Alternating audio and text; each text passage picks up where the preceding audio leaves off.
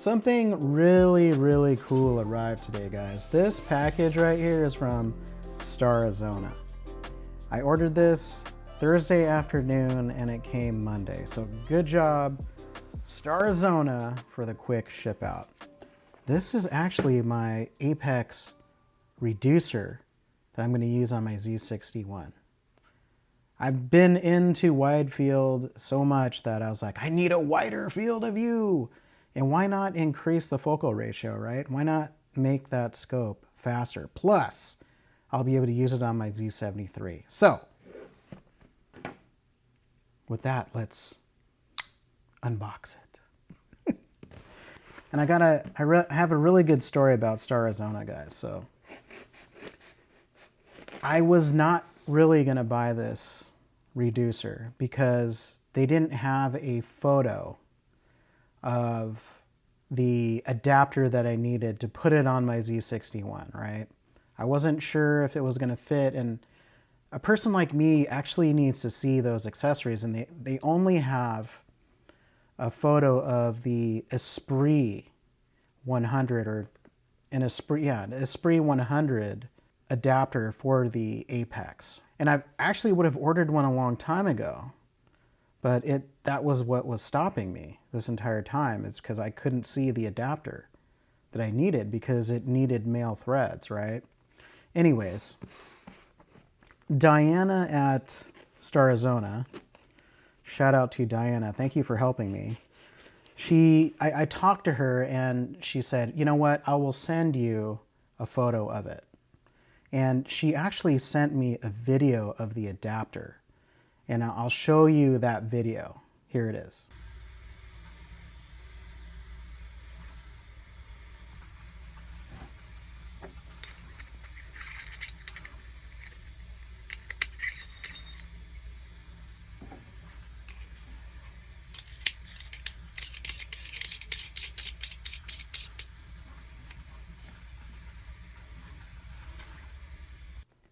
Pretty cool, right? Thanks, Diana. I mean, if it wasn't for that, I probably would have not ordered this piece. So, Starizona, thank you for the awesome customer service. And I'm totally just waving a knife around here. So, I'm going to get with the unboxing on this Apex. Sorry, I'm getting distracted. Packaged with care. All right. Invoice. Ooh. We got a nice, is this a magnet? Is this a refrigerator magnet? Look at this, check this out. I think this is a refrigerator magnet. I don't know, I don't have anything metal here to test it, but maybe it's a refrigerator magnet, maybe not. Well, no, there's a magnet right here, let's see. It is a magnet. Ooh, we got some stickers, Starizona stickers. We got this sticker here. Well, this is a really fun unboxing, you know. No other manufacturer or shop is actually giving stickers away. We got a NASA sticker. That's cool. And a TIE fighter riding a wave. How cool is that? Nice. Okay. Let's see here what we got. Don't need that.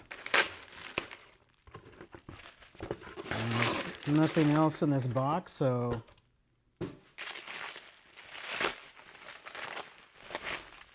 ooh, here's that adapter. And it's apparently a two-part adapter that I need. We'll see if it fits. All right, here it is. It is the Apex ED-S, because I'll be using it with a small refractor. All right, let's see what this comes with. We got some spacer rings.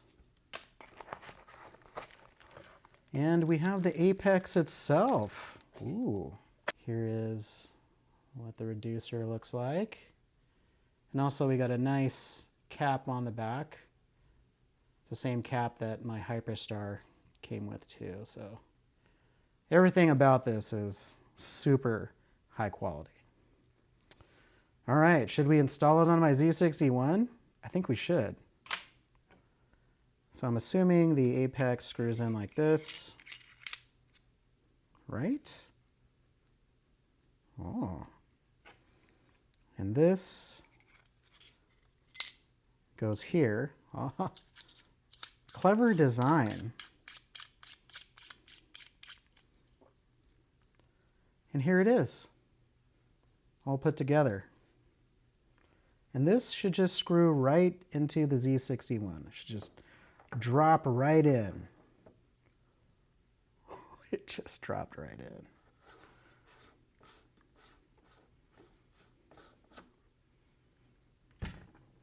There it is installed, right out of the gate. Dude, thanks Team Starizona. Ooh.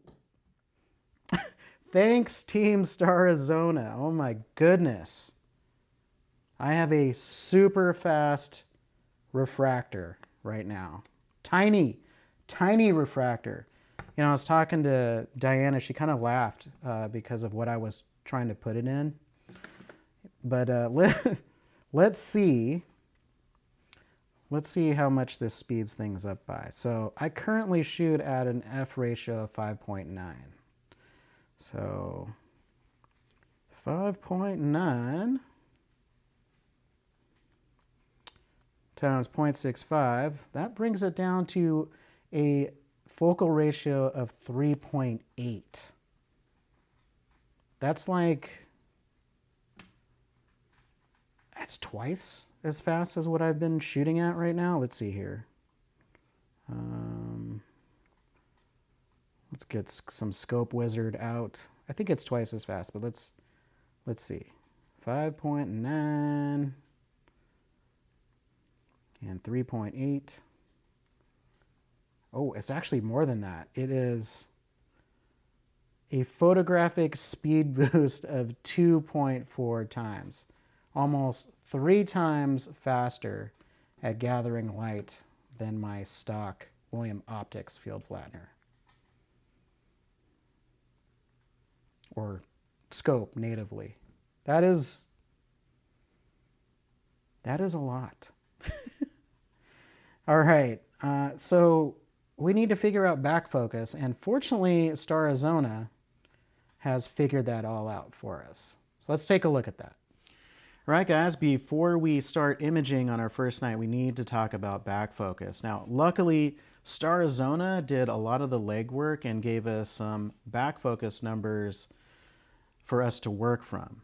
And I actually spent a little bit of time with the Apex last night through my window trying to figure out the best backfocus. I started off with the suggested 60 millimeters because I didn't know my William Optics scope is a 360 millimeter telescope. So I wasn't sure if I should start with 60 millimeters here. As you'll see, 350 to 450 is 60 millimeters, or if I should just go for the full 62, because 300 to 350 says 62 millimeters. So I printed out 1 millimeter spacers, and I started at 60 millimeters and just slowly worked my way up. Now, one thing I do want to say is even before I got this reducer, I knew this reducer had issues. All the research that I did prior to getting to this, I have found one thing in common, and this has elongated stars or it has coma in the edges depending on the scope that it's on. So this is a universal product, so if you are one of those people that need perfect stars all the time, this is not the product for you right now. I'm just letting you know that. For me, I'm just seeing what I can make with this device. That's more important to me than star shapes. If my star shapes are a little off, I don't mind that because I'm just going to correct it in post. That's just the kind of astrophotographer I am. I don't worry about those things a lot. But if you are the kind of person that does, this is not the product for you. And I just wanted to be completely honest with you. So let's get into it. I did figure out that my back focus is about 63 millimeters. This is what worked out the best for me. And let me show you a few pictures of that.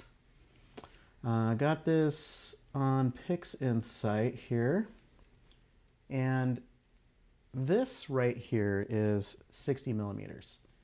And you'll see the coma here. I definitely have a lot of coma with my William Optics scope.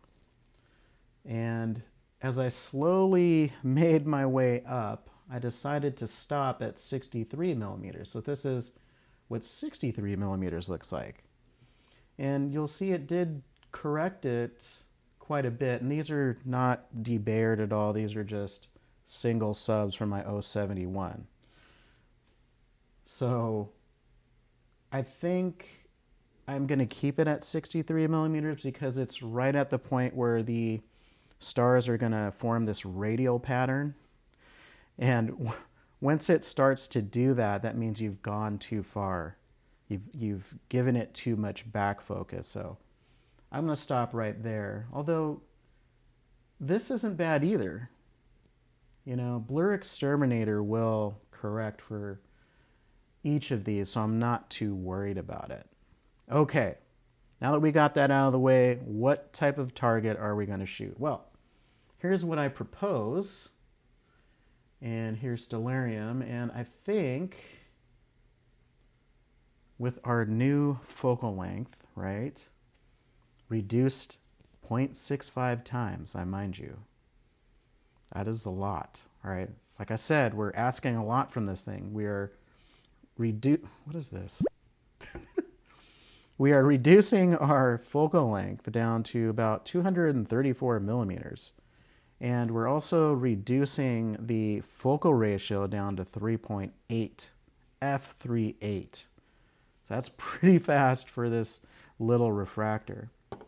So with our new wide field of view, we're going to be getting the Dumbbell Nebula here and also NGC 6820. Now, I am selecting this target because the brightest object in this area is the Dumbbell Nebula. So we're going to see if we can get the wings of M27, number one. Number two, NGC 68 is really faint as well. And then we're going to try and expose. Here's the challenge. We're going to try and expose all the stuff that's in between it. I know for a fact that there's some things in there, but you need a ton of exposure time to bring it out. So that's the challenge. Also, another challenge is I only have 2 hours tonight to test this out. But that's perfect, right? This is why I am looking at this, so I can get shorter imaging times because, well, like most of us, I work and I enjoy astrophotography and I just want to make the most of my time out there. So let's go test this out. All right, guys, here we are at the dark site. Got a few clouds in the sky. I think that's a 50% full mooner. So we'll be shooting with it in the sky most of the night. Skywatcher GTI with the ZenithStar Z61. Apex reducer installed. And we are shooting OSC narrowband tonight. And we are focused. I'm calibrating right now on a really faint part of the Milky Way. So I guess we'll see what happens at f3.8. I'm really excited to see what kind of photos that we can produce. Right, guys, I got my first sub back and I have to say I'm really impressed. Let me annotate this here for you real quick. So we got the Dumbbell Nebula M27, we got NGC 6823, NGC 6830, and also SH287. This is a huge patch of space that I'm capturing right now. And I have to say, the stars look really, really good. I think I nailed the back focus as much as I could. And we were expecting a little bit of coma, but check this out. So in the middle of the frame, everything is looking pretty normal, right? It's looking really good. We are getting some coma on the outside here, but it's not until we actually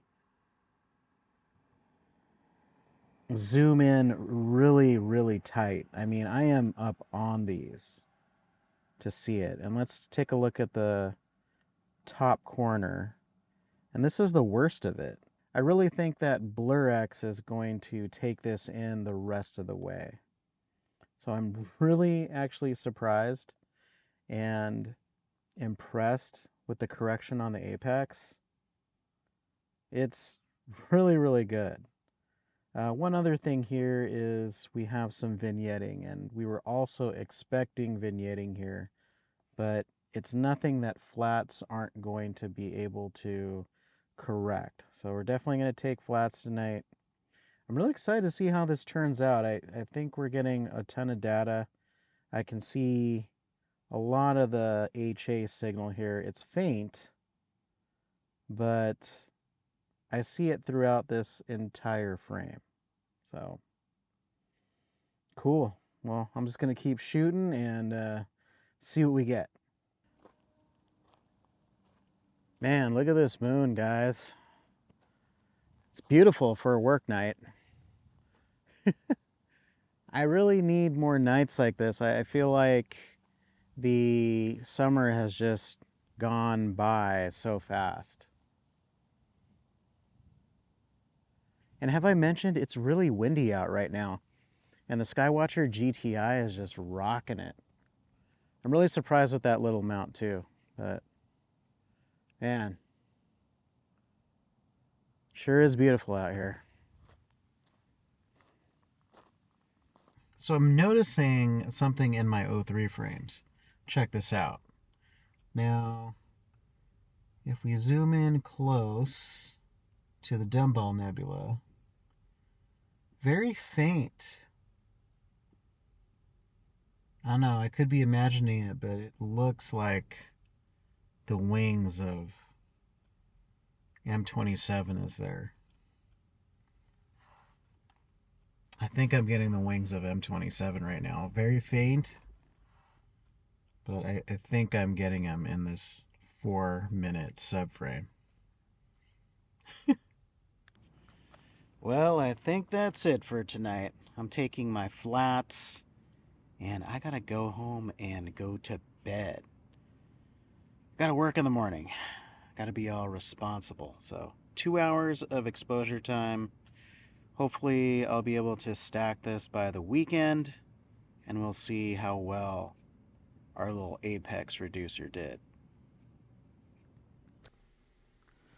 All right, we are back. It is the weekend, and we're going to take a look at some of the data that I got. I'm actually pretty impressed. One thing, though, is I didn't get nearly enough data to make a image, actually. And I wasn't expecting to. I put my Z61 through the ringer, so to speak. It was really hard to get anything from that area. So let me show you what I got. And I did already separate everything into master frames. So since I was shooting in one-shot color with the Askar D1 and D2 filters, I separated everything out already into HA, S2, and O3. And I got 2 hours of exposure time total. So I was only out for 2 hours. So 1 hour in the D1 filter and then another hour in the D2 filter. That's all I got. Crazy, I know, but I have a feeling you guys might be impressed. So let's take a look at our star shapes first in the HA. Here is my HA, and that's a ton of signal, guys, right? Look, we got NGC 6820 in here, we got the dumbbell, and looky what we got here. In an hour, and not using all of the sensor, that looks like the wings of M27 to me. So we actually exposed that. And look at Blur Exterminator go. Check that out. It actually corrected a lot of these stars. I mean, it's not perfect, but it's close enough. I mean, I'm not going to be looking at my stars that close, but this is more than acceptable to me. I think my most problem stars is over here. You'll see it here, the weirdness. But that's the worst of it. I can live with that, actually, especially for what this little guide does for me, okay? I'm getting excited actually because I'm thinking about all the projects that I might be able to accomplish with this. But let's take a look. So here is NGC 6820, and that's looking fantastic. I got this little dust spire here, whatever that is. I have no idea. It just looks really cool. And lo and behold, we have a ton of the dust. We got dark nebula all over the place, and we got stuff in between. So we were successful in exposing that in an hour of time. All right, so let's take a look at our S2. S2 is not that great. I wasn't expecting it to be. S2 is probably the faintest thing you can try and get. And this area doesn't really have a lot of S2, but I did get some signal, right? And again, Blur Exterminator did a really good job correcting my stars. And here's a Dumbbell Nebula. Not bad for this old camera, right? The 071, getting some good resolution. And let's check out these stars in the corner here. Actually, Blur Exterminator did a better job correcting S2. Again, not perfect. There's our problem star there. But that is something that I can live with, no problem. Okay, let's take a look at our 03. Here's our 03. And let's check out the Dumbbell Nebula, right? Because those wings are in 03 here. So, oh yeah. Oh yeah, look at that. We actually got a ton of signal there. Check that out. We got a lot of definition in these wings here. And we even see it coming out this way. And we're getting some of that stuff out in the front of it too. Dude. This is awesome. Okay. Of course, we didn't get a lot of 03, but we did get some in NGC 6820. So if I continue to plug away at this, you know, maybe get, I don't know, 4 more hours, I could probably make a really nice photo out of this using the Apex. So this was a nice first test, guys. Honestly, I'm really impressed. Yes, I had to correct my stars with Blur Exterminator, but I already knew that going in. So I think I'm going to keep this. I wasn't really sure if I was going to keep this or not, but after tonight, I definitely will keep this. So hopefully you guys will hang out with me the next few weeks because I'll be testing the Apex. We're going to shoot different objects. And what do you think about the Apex S right now? You know, is it, you know, too much for you because you have to correct the stars? Do you not like it because of that? Or do you think it's cool like me? Well, let me know down in the comments. And I guess that's it for this one, guys. And I'll see you in the next. Peace.